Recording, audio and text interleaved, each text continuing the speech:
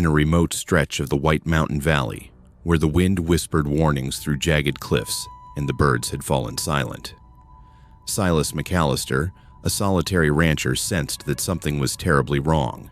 For 15 years, he had tended his cattle and horses on this unforgiving land, weathering harsh winters, dry summers, and the occasional run-in with wandering Apache scouts. Yet nothing had ever unsettled him, quite like the eerie hush that hung over his ranch one early morning. Even his old rooster, the one that had greeted the dawn every day since he was a boy, stayed quiet, its crow swallowed by the still air. His gut tightened a silent alarm, warning him that whatever lay ahead would demand more courage than he had ever needed before. Pushing open the heavy barn doors, Silas expected to find a stray calf, or perhaps a wounded coyote seeking shelter. Instead, he froze. In the shadowed corner of the barn crouched two figures unlike any he had ever seen. They were women towering well over 6 feet, their bodies marked by dirt blood and battle scars. Intricate war paint streaked their faces in bold crimson and black patterns, each design telling stories of survival courage and a heritage older than the land they stood on. Their clothing was torn, their feet wrapped in rough bandages, yet despite their injuries, their eyes were sharp and wary, assessing him as cautiously as he was assessing them. The older sister stepped forward slightly, hands raised to show she meant no harm. Her voice, accented but clear, carried authority beyond her years. "We need shelter until nightfall," she said softly. "Then we leave." Silas's eyes widened as the younger sister suddenly grabbed his arm, whispering urgently, "They know we're here. They're watching." Through the slats of the barn, Silas's heart sank. Dozens of dark painted faces peeked from the tree line, 60, maybe more, each pair of eyes fixed on the barn. The warriors moved with careful precision, their presence an unmistakable promise of violence if their prey was not delivered. Silas could feel the weight of every rifle and bow aimed in his direction, and for the first time in years, the wide-open valley felt claustrophobic and suffocating. The sisters Ayani and Kiona did not flinch. Ayani, the elder, carried herself with the calm authority of a born leader, her long black braids streaked with threads of silver, her dark eyes scanning the barn for threats. Kiona, younger but no less formidable, flexed her muscular arms and kept her gaze locked on the barn door. Every movement of theirs suggested experience in battle, an unspoken knowledge that survival depended not only on strength, but on strategy and timing. Silas realized with a mix of awe and terror that these were not ordinary women. They were warriors, Apache daughters of Chief Nalish, on the run from Chief Ando's relentless pursuit. The sisters spoke in hushed tones, revealing that Ando sought to force a political union through marriage, taking their youngest sister as collateral. Their escape had been treacherous, a desperate flight through canyon trails and rocky passes, with Ando's scouts tracking their every step. Silas's mind raced. His nearest neighbor was 8 miles away. If the Apache war parties decided to strike his ranch, would be one of the first targets. The gravity of the situation pressed down on him, and the usual rules of neighborly kindness seemed almost irrelevant against the looming threat of massacre. Every instinct screamed at him, protect the women, protect himself, survive. And yet the sisters' trust in him was palpable. They had chosen his ranch because he had months before left food for starving Mescalero children, without making a spectacle, without seeking recognition, simply because it was the right thing to do. That act of kindness, quiet and unassuming, had drawn the attention of these hunted women, placing Silas at the center of a storm, far larger than his modest ranch could contain. Outside, the warriors shifted, adjusting their positions, whispering commands in the Apache tongue. The tension was electric, and every second stretched like a drawn bowstring. Silas could hear the soft creak of saddles, the rustle of brush, and the distant snort of horses held in place. Time slowed, and every decision he made would ripple outward, potentially igniting a war that neither he nor anyone else in the valley could have foreseen.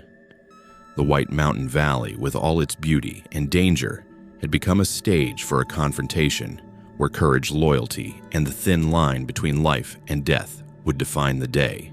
For Silas, Ayani and Kiona, survival would demand more than firepower. It would require trust, ingenuity, and the bravery to stand firm in the face of overwhelming odds. And as the morning light began to filter through the gaps in the barn walls, one thing was clear: whatever happened next would change their lives and the fate of the valley forever. Ayani lowered her gaze for a brief moment, the morning light revealing the deep lines of worry etched into her painted face. "Chief Ando wants to marry me," she said quietly, her voice carrying the weight of authority and dread at once. "He believes that by forcing this union he can unite our tribes under his rule, but I refuse. And to ensure my compliance, he has taken our youngest sister as collateral." Kiona's eyes, dark and sharp, never left the barn door, muscles tense, hands twitching near the knife at her belt. The stakes were clear. Submission meant betrayal of family. Defiance meant death. Through the slats of the barn, Silas could see the Apache warriors spread across the surrounding ridges and trees. They moved with a precision honed by generations of survival, each shift of their feet, each whispered command measured and deliberate. Faces streaked with red and black, their eyes glinting like polished stone. They were not merely hunters, but tacticians of war. Bows and rifles rested in ready hands, tomahawks strapped to belts, arrows nocked and waiting. It was a silent orchestra of menace, the air vibrating with the tension of controlled aggression. Silas felt the pressure in his chest tighten. These were not raiders of the tales he had heard as a boy. These were seasoned warriors, capable of obliterating everything in sight. Ayani unrolled a leather bundle, worn and creased from the journey. Inside were documents, letters, and fragments of evidence that mapped the threads of a deadly conspiracy: Mexican merchants supplying weapons, cash transactions traced to settlers' raids, and orders detailing the use of combined tribal forces to terrorize isolated homesteads like Silas's. The papers outlined an intricate web of manipulation, an ambitious plan by Chief Ando to consolidate power while convincing the settlers and other tribes that war was unavoidable. Silas's mind raced. The ranch, his cattle, his life, everything was suddenly entangled in a perilous game of strategy far beyond his imagination. Yet the sisters did not appear desperate. They were calculating, controlled, aware that information could be as deadly as any rifle. Their plan was audacious.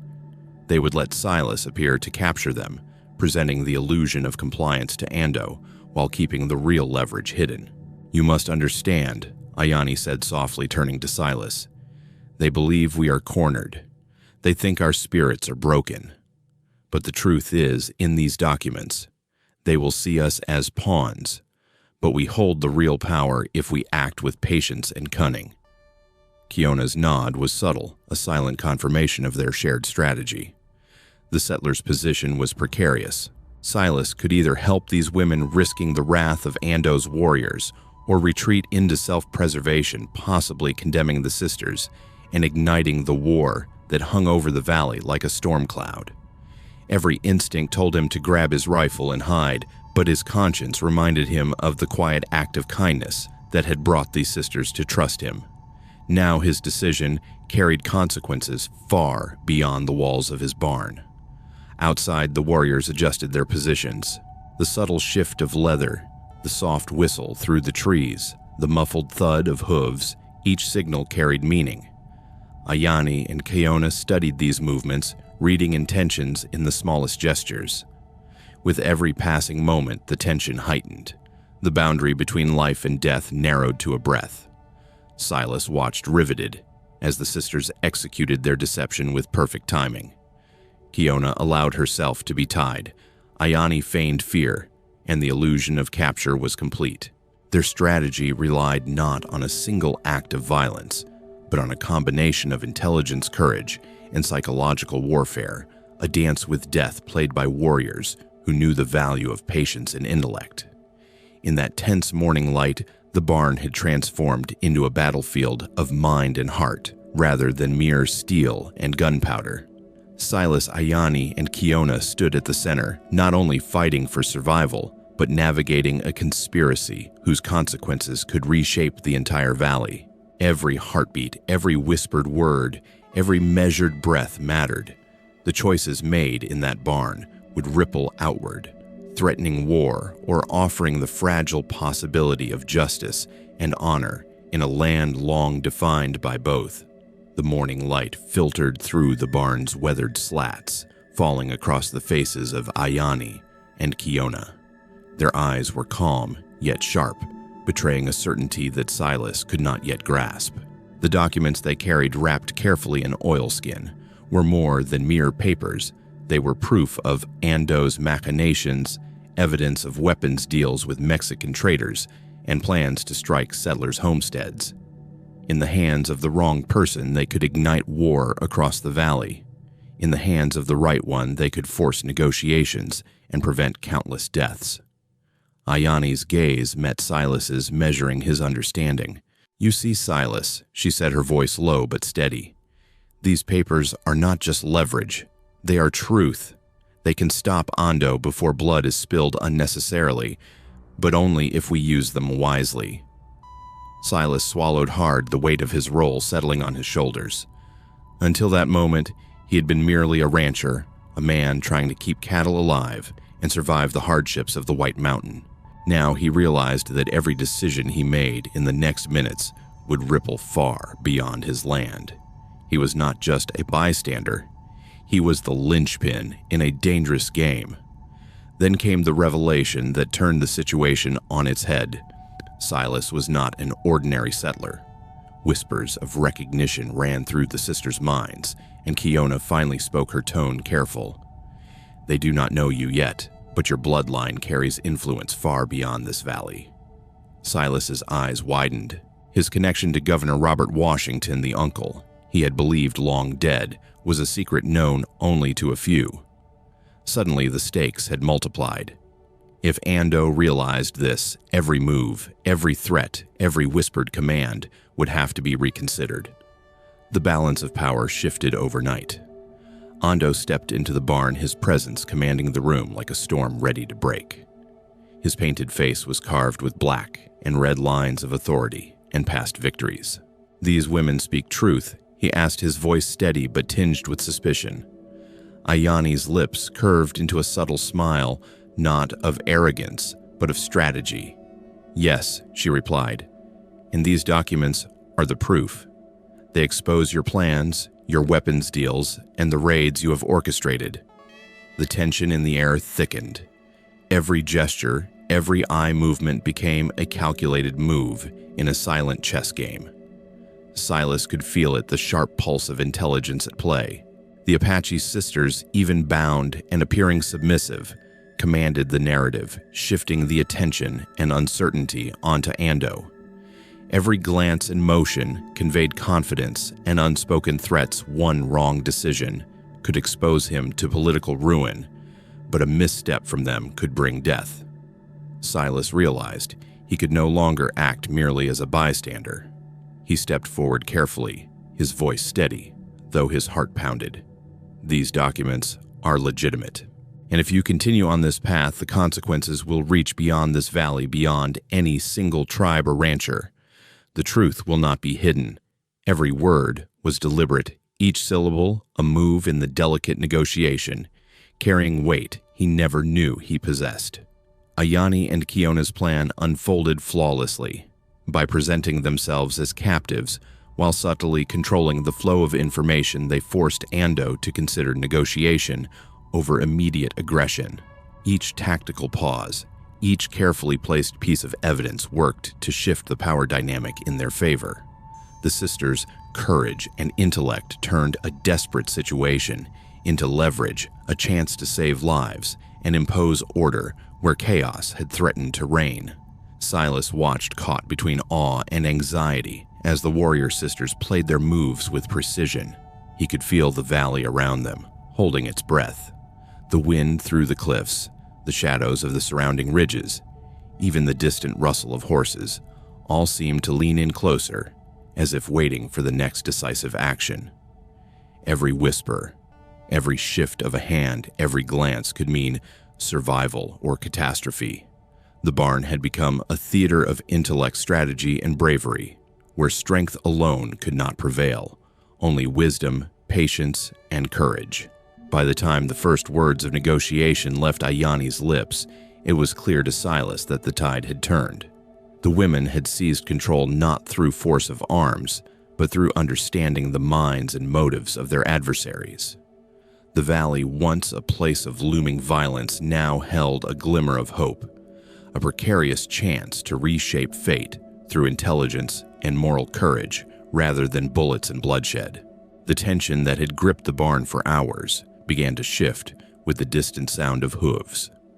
3 riders approached cautiously, their hands visible and empty of weapons, the bright glare of a white flag fluttering in the morning wind. Silas squinted, recognition dawning in his eyes. It was Governor Robert Washington himself, arriving personally to ensure that the situation did not spiral into the catastrophe that had threatened the valley. The presence of the governor added an undeniable weight to the standoff, a reminder that every action and every word carried consequences far beyond the walls of the barn. As the governor dismounted, Ayani and Kiona straightened, their faces still streaked with war paint, but calm with resolve. Silas stepped forward, introducing himself in measured tones, and the governor's piercing blue eyes softened when they met his nephew's gaze.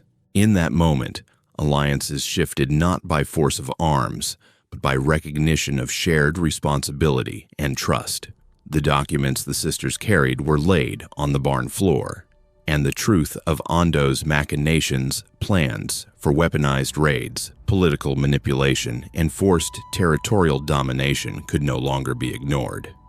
Negotiations began immediately. Ondo, the Apache chief, who had once commanded fear, now faced the undeniable power of truth and strategy.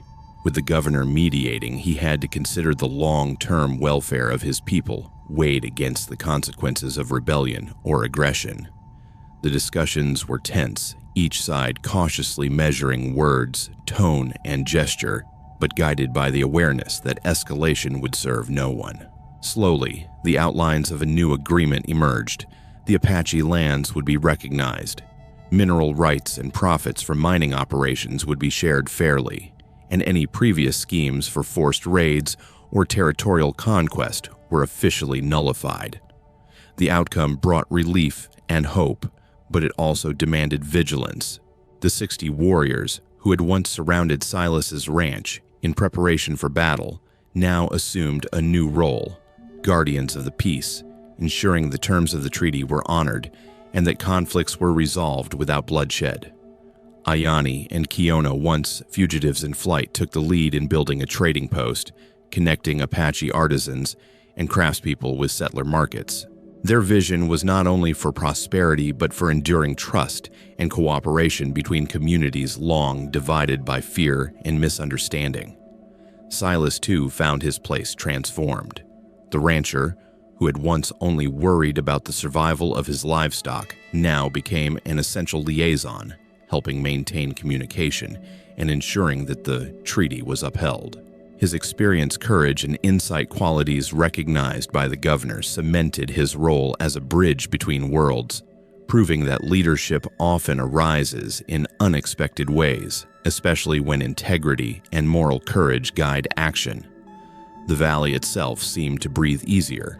Where once the wind carried a sense of foreboding, it now carried a promise of renewal.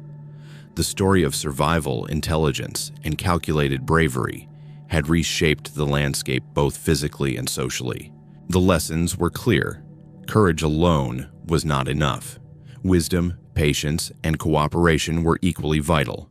And while the memory of imminent violence lingered, it was tempered by the knowledge that peaceful resolution was possible even in the most perilous circumstances.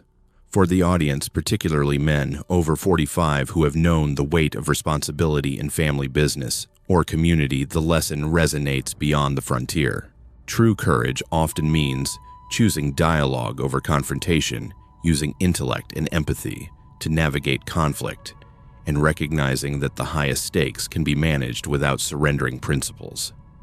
The story of Ayani, Kiona, and Silas reminds us that honor, strategy, and collaboration are timeless tools, not just for survival, but for building a legacy of justice and trust in any society.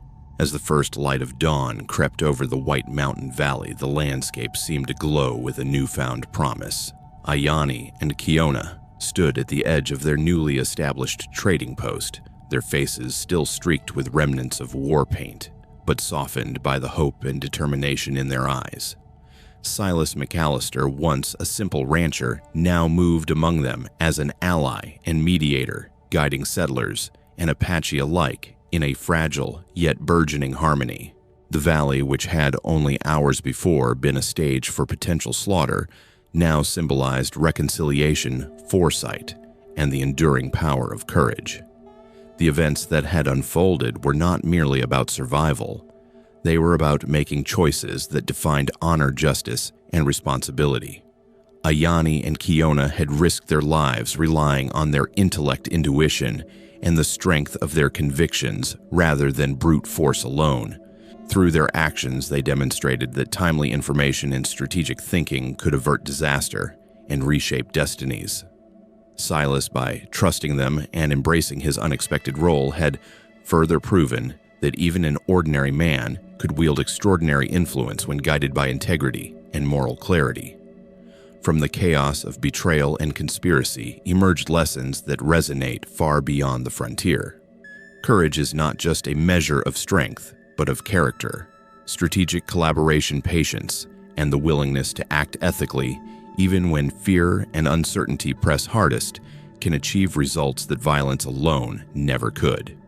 In a world as unforgiving as the Western Plains, these principles were essential for survival, yet they were equally relevant today in modern challenges, where diplomacy, wisdom, and foresight often determine the outcome of conflicts and relationships. Honor, responsibility, and loyalty had also revealed themselves as timeless pillars of resilience. The sisters' unwavering dedication to family, to their people, and to justice created ripples that reshaped an entire valley. Silas's commitment to doing what was right, even when it placed him at great personal risk, reinforced that one's values can guide action in the most perilous circumstances. These principles of integrity, trust, and courage remain as critical today as they were in the rugged days of the frontier. As the sun rose, higher, spilling golden light across the valley floor, the three figures looked outward together. The trading post flourished with activity. Apache craftsmen and settlers exchanged good stories and respect. The once tense atmosphere of suspicion and impending conflict had given way to a rhythm of cooperation and shared purpose. The 60 warriors who had encircled Silas's ranch now stood as guardians of this peace, symbols of the strength that can arise when people choose collaboration over confrontation. The scene was a living testament to hope, renewal, and the profound impact of decisive, principled action. For viewers, particularly those who have known the weight of responsibility in family, community, or leadership, the story resonates deeply. It reminds us that the choices we make, guided by courage and wisdom, can alter not only our lives, but the lives of countless others. The frontier may be distant, but its lessons are universal. Act with honor, seek understanding, and trust in the power of cooperation. When fear and violence threaten to dictate outcomes, it is the application of intelligence, strategy, and moral clarity that can secure lasting peace. And so, the tale of Ayani, Kiona, and Silas comes to a close, not with the echo of gunfire, but with the quiet triumph of human spirit and careful, courageous choices. If their journey has inspired you, consider joining the community at Epic Western Stories. Follow the channel, share the story, like, and leave a comment to explore more tales from the frontier, where bravery, justice, and humanity collide in ways that continue to teach us about honor and hope. Thank you for standing with us and for remembering that even in the harshest lands, courage and wisdom can light a path forward.